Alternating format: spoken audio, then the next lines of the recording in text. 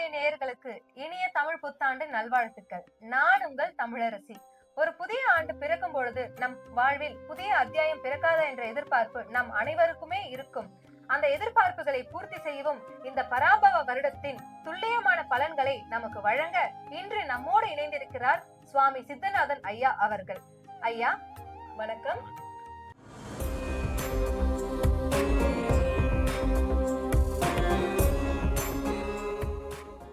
நேயர்களே, இப்பொழுது நாம் பார்க்க போகும் ராசி நவகிரகங்களில் ராணியான சந்திர பகவான் ஆதிக்கம் செலுத்தும் கடகராசி.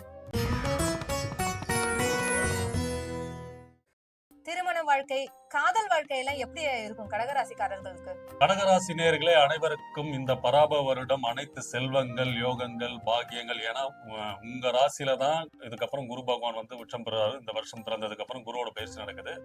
ஸோ சந்திரன் ஆதிக்கம் கொண்ட, சந்திரனோட ராசி அதிபதியாக கொண்ட கடகராசி நேயர்களே அனைவருக்கும் இந்த தமிழ் வருடம் அனைத்து செல்வங்களும், சௌபாகியங்களும், அனைத்து வளங்களும் பெற்று இன்புற்று இருக்க வேண்டும் என்று வாழ்த்துக்கிறோம்.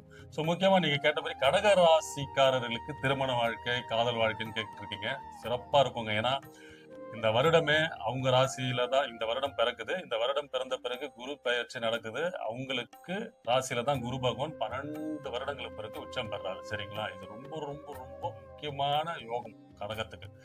இவ்வளவு நாளா இருந்து வந்த பிரச்சனைகள், குடும்பத்தில் இருந்து வந்த பிரச்சனை, கல்யாண தடைகள், திருமண வாழ்க்கை, காதல் வாழ்க்கை எல்லாமே அவங்களுக்கு சக்சஸா இருக்கும். ஏன்னா குரு வந்து எப்பயுமே பார்த்தீங்கன்னா இருக்கிற இடத்தையும் பார்க்கிற பார்வையும் வந்து என்னோட பலன்களை கொடுப்பார். பார்க்கிற இடத்தையும் சுபத்துவம் படுத்துவார். ஸோ சனீஸ்வரன் அவங்களுக்கு 9ஆம் இடத்துல இருக்காரு. சனீஸ்வரன் பெயர்ச்சி அடைந்து கடகராசிக்கு. ஸோ இந்த வருடமே இவங்களுக்கு வந்து ஒரு கோடீஸ்வர யோகம், ஒரு ராஜ யோகம்னே சொல்லலாம். ஏன்னா இவங்க ராசியில தான் வந்து குரு பகவான் உச்சம் பெறதுனால இவங்களுக்கு அனைத்து யோகம், பாக்கியங்களும் கிடைக்க இருக்குங்க இந்த வருடம். பொருளாதார வளர்ச்சியா இவங்களுக்கு எப்படி இருக்க போகுது இந்த வருஷம்?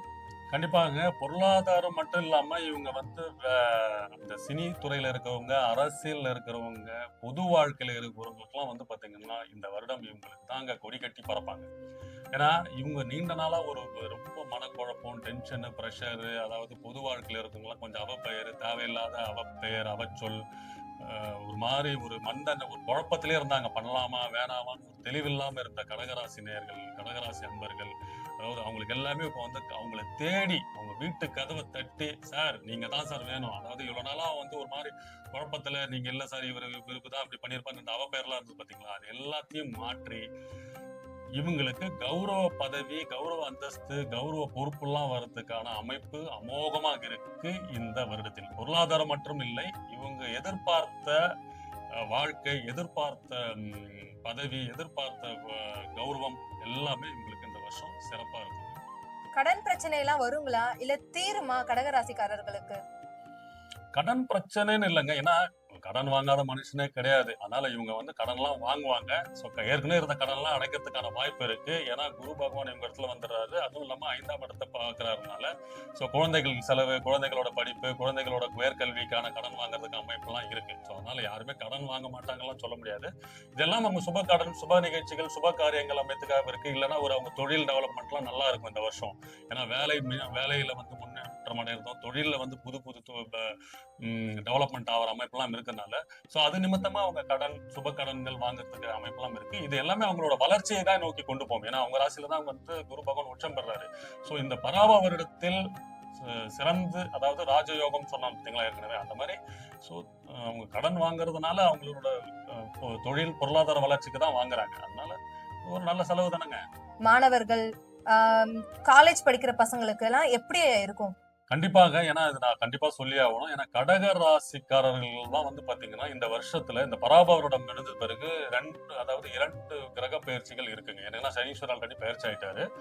குரு பகவான் அவங்க ராசியில வந்து உச்சம் பெறாரு. சரிங்களா? குரு வந்து அந்த கல்வியை வந்து கொடுக்குற கிரகம் வந்து புதனும் ஒண்ணு, குரு ஒண்ணு. சரிங்களா? அந்த கடக ராசியில வந்து உச்சம் பெறும்போது இவங்க யாரெல்லாம் வந்து இந்த ரிசர்ச், ஏன்னா கேது பகவான், இந்த ராகு கேதுன்னு சொல்லக்கூடிய இந்த சாயா கிரகங்கள் சொல்லக்கூடிய பயிற்சியும் இந்த டிசம்பர் மாசம் ஆரம்பிக்குது. சரி, அதனால இந்த கேது குரு இணையும் போது யாரெல்லாம் வந்து இந்த உயர்கல்வி, பட்டப்படிப்பு, ரிசர்ச், இந்த டாக்டரேட், இந்த அமைப்பெல்லாம் வந்து இருக்கு. அதனால இந்த கடக ராசிக்காரர்கள் யாரெல்லாம் வந்து ஒரு நல்ல ஒரு நிலைமைக்கு நல்ல படிப்பு அவங்களுக்கு பிடிச்ச படிப்புலாம் படிக்கணும்னு எதிர்பார்த்துட்டு இருக்கீங்க, இல்லை அப்ளை பண்ணிட்டு இருக்கீங்க, நீங்க காலேஜுக்கு ஏதாவது அப்ளை பண்ணிட்டு இருக்கீங்கன்னா உங்களுக்கு நீங்க எதிர்பார்த்த படிப்பு எதிர்பார்த்த கல்லூரியில வாய்ப்பு கிடைக்கிறது, நீங்க நினைத்த அதாவது ஃபாரின்ல போய் படிச்சு டாக்டரேட் படிக்கிற அமைப்பெல்லாம் இந்த கடகராசிக்கு இருக்கு. ஏன்னா இந்த குருவே வராரு, கல்வி கொடுக்குற கிரகமே அவர் தான். அதிக பேர் வந்து முனைவர் பட்டம் பெற்றவங்க நிறைய டிகிரி வாங்குறதுக்கு யோகம்லாம் கொடுக்குற இடம் வந்து 9ஆம் இடமான குரு தான். ஸோ குரு பகவான் அவங்க ராசியில் உச்சம் பெறும்போது கல்வியில் சிறந்து விளங்கும் உயர்கல்வி பட்டப்படிப்பு அனைத்து யோகம் பாகியங்களும் பெறக்கூடிய ராசிகளில் கடகராசியும் ஒன்றுங்க. சரிங்களா? லேண்டு இல்ல வீடு கட்டுற பாக்கியம் எல்லாம் கைகூடி வருமா சார் கடகராசிக்காரர்களுக்கு இந்த வருஷம்?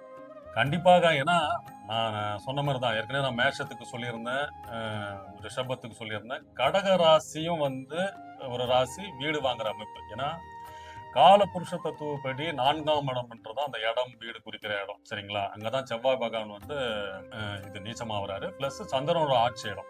ஸோ இந்த 4ஆம் இடம் என்றது வந்து பார்த்தீங்கன்னா கால புருஷ தத்துவப்படி அதாவது இடத்தை குறிக்கிற இடம், அதாவது சுபபோகங்கள், அதாவது வீடு வாங்குற இடம், மனையை குறிக்கிற இடம். ஸோ அந்த இடத்துல வந்து உச்சம் பெறதுனால கடக ராசிக்காரர்கள் வீடு, இடம், புதிய வாகனம் எல்லாம் வாங்குற அமைப்பும் இருக்கு. முக்கியமா அதாவது நீண்ட நாளா உங்களோட கனவு திட்டம் ப்ராஜெக்ட்னு வச்சிருப்பீங்க சார், இது முக்கியமா இந்த ஒரு வாங்கணும், இந்த மாதிரி திட்டம் எல்லாம் பண்ணி வச்சிருக்கீங்களா, இந்த வருஷம் அவங்களுக்கு கை கூடுங்க. 100% அவங்களுக்கு இந்த வருஷம் வீடு வாங்குற அமைப்பு, இடம் வாங்குற அமைப்பு இருக்கு. கடகராசிக்காரர்கள் எந்த தெய்வத்தை வழிபடலாம், எந்த தெய்வத்தை வழிபட்டால் அவங்களுக்கு நல்லது ஐயா? ஸோ கடகராசிக்காரர்கள் இந்த வருஷம் வந்து திருப்பதி ஏழுமலையான் கோயிலுக்கு போயிட்டு வர்றது ரொம்ப விசேஷமா இருக்குங்க. ஸோ அனைத்து செல்வங்கள், பாக்கியங்கள், யோகங்கள், வீடு வாங்குற பாக்கியம், திருமண பாக்கியம், ஸோ அனைத்து பாக்கியங்களையும் பெறக்கூடிய அமைப்பு உங்களுக்கு இருக்குங்க. ஸோ மாணவர்கள் படிப்பாக இருந்தாலும் சரி, வேலையிலும் சரி, ஸோ இந்த வருஷம் நீங்களும் ஒரு பொருளாதார வளர்ச்சி முன்னேற்றங்கள் பெற்று உயரக்கூடிய அமைப்புகள் இருக்குங்க. வாழ்க வளமுடன். நேயர்களே, ஐயா சொன்னது போல நம்பிக்கையோடும் முறையான வழிபாட்டோடும் இந்த ஆண்டை தொடங்கினால் உங்களுக்கு வெற்றி நிச்சயம். வாழ்த்துக்கள்.